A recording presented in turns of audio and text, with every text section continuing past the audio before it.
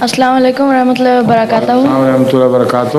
میرا نام محمد نعمان راجہ ہے اور میں مجلس غیر مارک سے تعلق رکھتا ہوں۔ ٹھیک۔ اور میرا سوال یہ ہے کہ یہ جن سب وظیفہ کرتے ہیں اور کسی کے لیے بھی کہ یہ ہماری چیز یہ ہمارے لیے قبول ہو جائے، کسی دعا کو قبول کروانے کے لیے، تو دعا کو قبول کرنے کے لیے قرآن شریف نے ایک ہی بات لکھی ہوئی ہے، اگر دل بے قرار ہے اور اللہ کے حضور خالص ہو کر انسان دعا کرتا ہے تو قرآن کہتا ہے وہ دعا قبول ہو جاتی ہے۔ اس میں تو کوئی وظیفے نہیں لکھے ہوئے۔ لیکن اگر کوئی اپنا کام ہو جائے وظیفہ کرنے سے، کوئی نہیں ہوتا۔ اور وظیفہ کرنا جائز ہے یا نہیں؟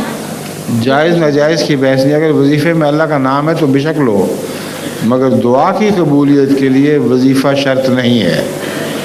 قرآن کریم نے کسی دعا کے لیے کوئی وظیفہ نہیں لکھا۔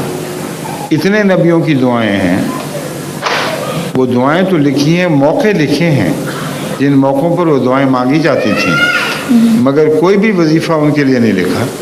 تو قرآن سے زیادہ کسی کو علم ہے؟ اس لیے مولوی جنہوں نے وظیفے بنائے ہوئے اپنی طرف سے بنائے پھرتے ہیں۔ قرآن کریم نے تو صرف دعا رکھا ہے، دعا اپنے الفاظ میں مانگو، اللہ اسے قبول فرمائے گا اگر سچے دل سے مانگو گے تو۔ ٹھیک ہے جی کہ نہیں؟ میرا مطلب جی ٹھیک ہے، لیکن میرا مطلب تھا کہ اگر کوئی اپنا کام پورا ہو جائے وظیفہ کرنے سے تو یہ جائز ہے یا نہیں؟ کام ہوتا ہی نہیں پورا، غلط فہمیاں ہیں، یہ یوں ہی فتنے فساد کی باتیں ہیں۔ وظیفے پڑھ پڑھ کے کام نہیں ہوا کرتے، دعاؤں سے کام ہوتے ہیں۔